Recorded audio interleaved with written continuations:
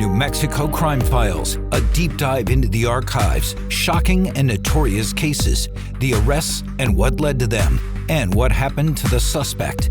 Here are your hosts, Dean Staley and Jessica Garate. Welcome, everyone, to another episode of New Mexico Crime Files. I'm KRQE's Jessica Garate, along with our Dean Staley. Yeah, Jess, this is one of those, we have categories of criminals, different kinds of criminals. This is probably the worst of the worst. This is an absolute monster who lives among us. I think of, whenever you think of serial killers, like the BTK, the bind, torture, killer in Kansas, this man in France who recently was convicted of drugging his wife and then raping her in the middle of the night, and then inviting other people to come do the same to his wife. And I mean, these are just horrific people that you cannot believe live among you. And one of them was right here in Albuquerque. He terrorized a lot of college young women at the University of New Mexico. So this happened back in the late 90s, early 2000s. Someone was breaking into homes of college students. It seemed like he was targeting, he had a certain specific kind of person he was targeting in the medical field, breaking into their homes and then putting a rag filled with ether over their mouth and making them unconscious and knocking them out. Very specific and then MO. Raping yes. them. And this one just gives me the biggest creeps. This first story talks about how they were starting to connect a lot of cases, but they couldn't find the person. They knew the DNA was attaching him to a lot of different rapes. No idea who was doing this. And in this first package by Maria Medina, it explains, and we also hear from a young woman who was lucky and knew something was going on, and she had a peeping Tom and was not one of the victims, but we did get to speak with her. So let's take a listen. He terrorized Albuquerque and then disappeared. But the ether rapist has now resurfaced. He got that name because he used a chemical-soaked rag to knock his victims unconscious before attacking them. He raped 11 women in the University of New Mexico area between 1991 and 2000. Using ether was not the only thing that made his MO unusual. One victim, who was attacked while she was sleeping, said he cut her pants with scissors, and that's not all. I noticed that the sheets and blankets were cut from the bottom of the bed all the way up to about chest level. Investigators collected the rapist's DNA from several crime scenes. Tests later determined it all came from the same man, but they never identified that man, and he never resurfaced here. But Austin, Texas police say they have now matched DNA from a 2006 rape near the University of Texas to the samples from Albuquerque's fiend. The Austin rapist also used a chemically soaked rag. Among other things, police are now looking at the records of students who transferred from UNM to UT after 2000. Well, Mandra Ryan doesn't need to see those drawings. She told us she got a good look at the ether man in 2000 because he stalked her. She caught him watching her outside her window and yelled at him to go away. He did, but later raped two of her friends. News 13's Maria Medina has Ryan's story. Diane, Ryan doesn't live in New Mexico anymore, but she told us her near encounter with the ether man is something she'll never forget, no matter where she goes. And I walked up to my window. Mandra Ryan was a student. And I pulled back the blinds, and there was a man standing outside my window. At the University of New Mexico, when she says the ether man showed up at her window. He unscrewed the sensor lights in our backyard. Broke into her home. And he would oil all of the doors, break in. Even took pictures. Ryan believes, just like he'd done to his 11 other victims, he was planning his final return. I was lucky that he never came back and attacked because I caught him prior to going through with everything. Nearly 10 years after Ryan's encounter with the ether man. Is someone going to be in my backyard? Is someone trying to break in? She says his face still haunts her, but it's one she'll never forget, even though the latest sketch of the man shows what he'd look like today. It's similar. Ryan says the rapist attacked two of her friends soon after he stopped stalking her. Then the ether man disappeared in 2000, at least in Albuquerque. We're hoping that maybe somebody here will recognize the person. Investigators in Austin say the DNA in a 2006 rape case belongs to the ether man. The victim, a University of Texas student, told the same eerie story. She'd passed out when a man put a chemically soaked rag over her mouth, then raped her. It is alarming that we're going to continue to add numbers and he's still not caught. Now the sketch of the Ether Man is actually an age progression of a composite given by one of his Albuquerque victims. Detectives in Austin, Texas are also looking into whether an attempted rape at the UT campus in 2006 may be the work of the Ether Man. Back to you. Thank you, Maria. Although police don't have the identity of the Ether Man, prosecutors have indicted him under the name John Doe to prevent the statute of limitations from expiring when they do finally catch him. It's just unbelievable. And watching, just hearing this poor young woman's story through this. Your absolute worst nightmare, right? Yeah. A woman alone in her bedroom, and you wake up and you have, a hand over your mouth, and someone's, and you're passing out from this drug. Oh, just horrific. And the young woman who came forward and actually did an interview and just saying, she looks out her window like, it's just awful. Yeah. That he was terrorized and that he got away with it for so long. I mean, we're talking years it happening here in Albuquerque. And as they just mentioned, they were so smart in making sure that they filed charges under a John Doe so that when they finally figured it out, they would have him. And they didn't have any issues with the statute of limitations Right. having run out. Said, no, we charged as soon as we knew that this was a specific person. And thank God for DNA. DNA links all of these cases. They're obviously linked through this bizarre MO with the drug-soaked rag, right, the ether-soaked rag. Mm-hmm. So you know this is the same person, but the fact that the DNA links them, and then you can start gathering other cases, because the DNA works for the first time, really. This is one of the early uses of DNA in terms of saying, oh, wait a second.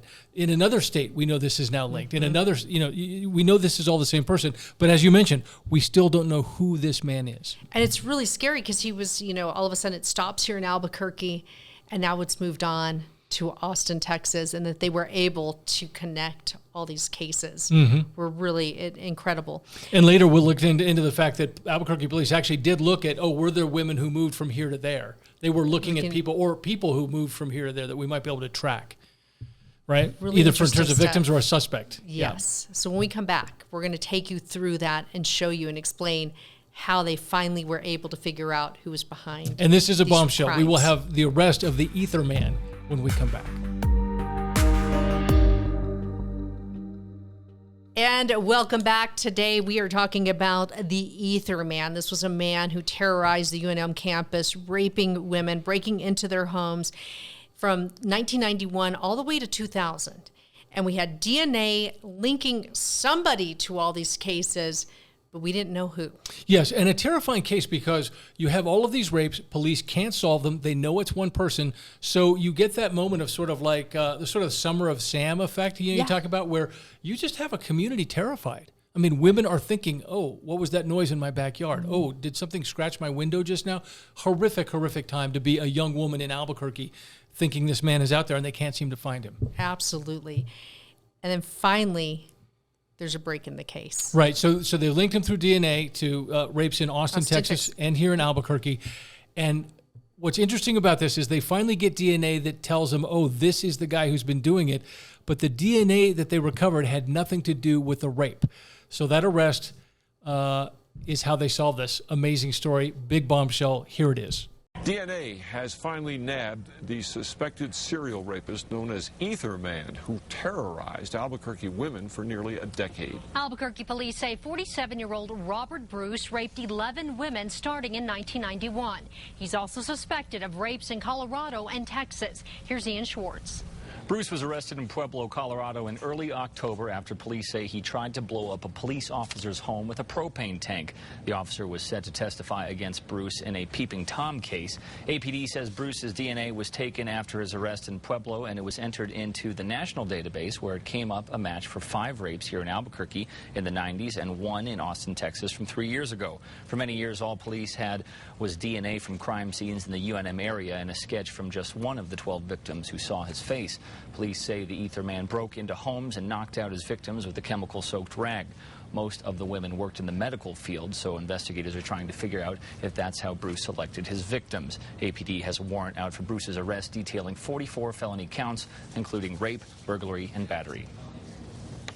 Given that we have DNA matches, given that we have a sketch involved, given that we have a multitude of victims over the course of 18 years, there will be a lot of different avenues that you'll see play out in the judicial system.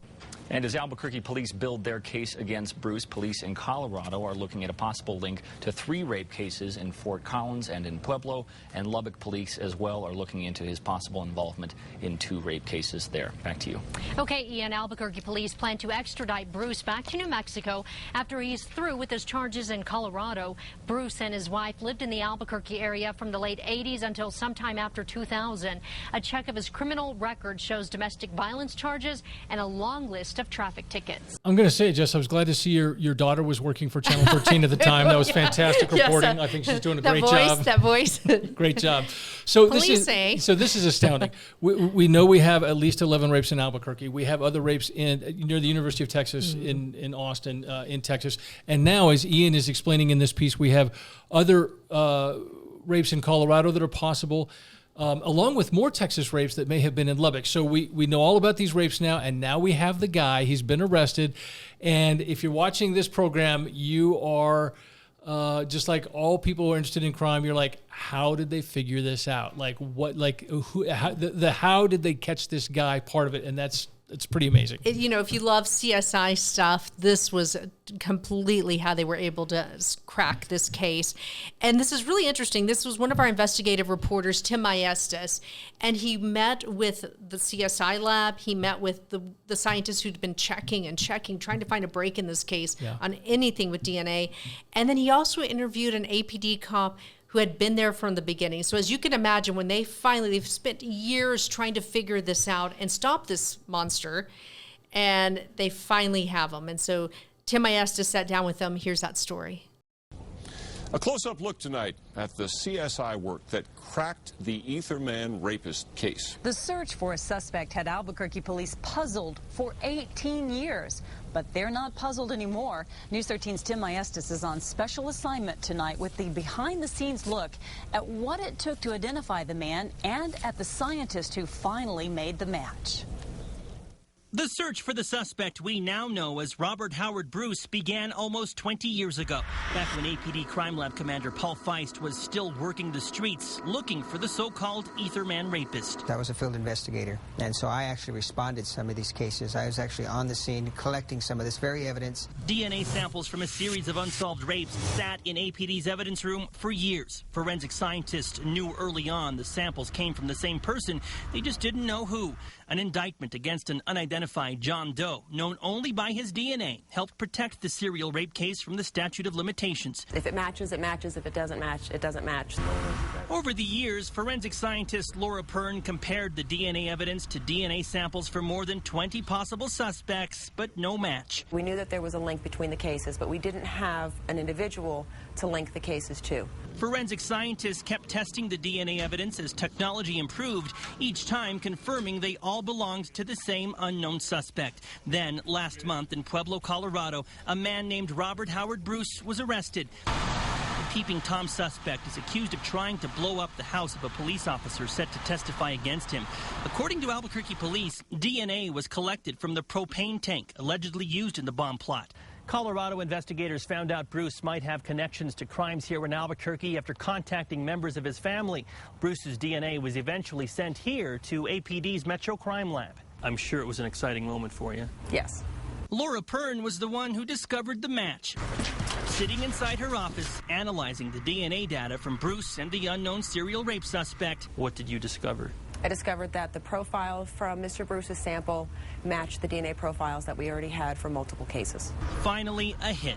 I had a second individual verify the comparison and then went straight to administration so that they could handle it appropriately. It's very gratifying to be here today. Years after Commander Feist started searching for the Etherman rapist, he now has possession of the DNA that identifies a suspect. The old and new evidence is locked up tight inside the evidence room, and soon the 44-count indictment against John Doe will bear the name Robert Howard Bruce. And I'm absolutely sure, absolutely confident, not only in the abilities of our scientists, but in the technology, that this is the individual. Tim Maestas, KRQE News 13. Investigators believe Bruce is connected to rape cases in several other states. He must first face the charges in Colorado before he can be tried for the crimes here in New Mexico. Jess, I can't tell you how satisfying it is to get to that moment where they put it together and all of these people, the law enforcement, the officers on the scene, the victims who have been brave and told their stories, it all comes together and they say, this latest DNA matches this guy, we got him. And so often in these types of cases, like these women get no justice, they get no closure in this. And I guarantee you, like a lot of these women probably thought this because it had been so long. Right. And I also want to point out the DNA that they got that matches to him did not come from a rape, right? So it was a peeping Tom case, and he tried to blow up the officer who was investigating it like with a bomb, like a propane bomb or something. And so it was like, why would he do something so stupid? But in this case, it's because if he knew that they had the DNA of the ether rapist, which was his, and if they continued this peeping Tom investigation and they brought him in and got his DNA, they would match him. So he was desperate. There's that desperate moment that all criminals have where it's like, if this happens, I'm done. So that's why he went after, tried to kill a cop. Yeah. And ultimately, that's what cracked the case in terms of getting the DNA. And then he had to know they're about to connect him to all of these. And just think, he was married, he had children. Yeah. And so he knows this is all about to go down. And can you imagine being his wife and finding out all of this? Yeah, unbelievable. We spoke with her, and we're going to have her story coming up. Welcome back, everyone. So this next story, we're hearing from his wife, Ether Man's wife. And he's been living this double life. Like he has a family, he has, children, he's working. His wife has no idea that he's also wanted for a lot of rapes and breaking into women's homes. And this happens all the time, right? With serial killers, with serial rapists, they're just, with pedophiles, they're living this normal life. Sometimes they're the pillars of the community and you think, oh, there's nothing wrong with this person. And then you find out that they have this insane double life. In this case, his ex-wife now realizes that something is wrong. And I think a lot of women have had this feeling like something's not right in this relationship. Something's not right about this man. And she got out. And in this next story, we hear directly from her. Plus, she suspected he was living a double life. The wife of the Ether Man rape suspect tells why she felt something wasn't right.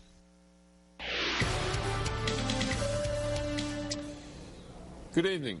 Tonight, we hear from the ex-wife of the suspected Ether Man, the serial rapist who terrorized Albuquerque women throughout the 1990s. She was married to Robert Bruce for 12 years before she started to get suspicious, picked up the kids and bolted Albuquerque for Pueblo, Colorado. That's where the walls finally closed in on her ex-husband. Here's News 13's Jim Winchester. That's right, Diane. Robert Bruce's ex-wife, Rosa, who spoke on camera but didn't want to show her face, says that she could tell something just was not right. He led, I believe, a double life, and they had no idea. Rosa Bruce says her husband played the role of a loving father for years. They lived in Albuquerque and Rio Rancho from 1988 to the year 2000. Police say Robert Bruce raped 11 Albuquerque women over a 9-year period beginning in 1991. Rosa Bruce now says it was because that she suspected something was going on with her husband that she up and left him in 2000 and moved to Pueblo. But her husband followed her to Colorado to be near the kids. And with that, in the same year, 2000, the trail of Ether Man went cold in Albuquerque. That wasn't until last month when Bruce's DNA was matched with that of Ether Man, after he was arrested for trying to blow up a police officer's home in Pueblo. Rosa Bruce said before his arrest, he continued his double life, going so far as attending his kids' school activities to show them support and paying child support when he could. We're going to be financially devastated because he paid child support, and I don't know where to go from here. Now, as you can imagine, Rosa Bruce says her kids are struggling with the idea that they may have not truly known their own father. The Pueblo police say it is a cut and dry case of a man living a double life. Okay, Jim. Well, Pueblo police also released new details about a rape they believe is the work of Robert Bruce. A rapist broke into a woman's home in Pueblo in 2006, used a chemically soaked rag to knock her out. That victim was also young and very fit. The exact same MO as the Ether Man had in Albuquerque. You know, and Dean, one thing I did want to point out too, so you're wondering, like, look, how is he paying bills? Where is he working? He was self-employed as an insurance adjuster, and he also had a background in security systems, which police believe helped him in breaking into so many homes, because he would cut the phone lines. He would, look at different ways to get in, cut lights. So they think that may have helped him in carrying out. He knew what he was doing. Yeah. Rapes. Yeah. So how does it all end? Yeah. Well, a lot of times what happens is that, unfortunately, you have someone pleading not guilty. Then you have a conviction, or you have a hung jury, or then you have a conviction and then there's an appeal. And the poor victims have to testify again and again. And maybe they win their appeal and you have to retry them. It can go on for years, especially when you have 11 rapes here in New Mexico, 3 in Colorado, more in Texas. I mean, this is a really complicated affair. But the people of New Mexico and Colorado and Texas in this case got so lucky, and the victims, I think, in this case, because this horrific man, this monster, this Ether Man, admitted to what he did. He took responsibility, and he told police all he knew about these crimes, and we finally got to hear that story and put an end to this and gave some closure to people. And you're about to hear how that came about from Kim Valles. Of the Ether Man rapist will not have to testify at trial to see their attacker go to prison. Yesterday, Robert Bruce pleaded guilty to an attempted rape in Colorado. And as Kim Valles reports, he is now required to help close the more than a dozen other cases in New Mexico, Texas, Oklahoma, and possibly other states as well. Robert Bruce has admitted for the first time he is the so-called Ether Man. Yesterday in a Colorado courtroom, he pleaded guilty to breaking into a woman's home in July 2006 and placing a chemically soaked rag over her mouth, then trying to rape her. It is the very same way 11 rapes and 1 attempted rape in Albuquerque were carried out. Bruce is also charged with a case in Texas and is a suspect in a case in Oklahoma.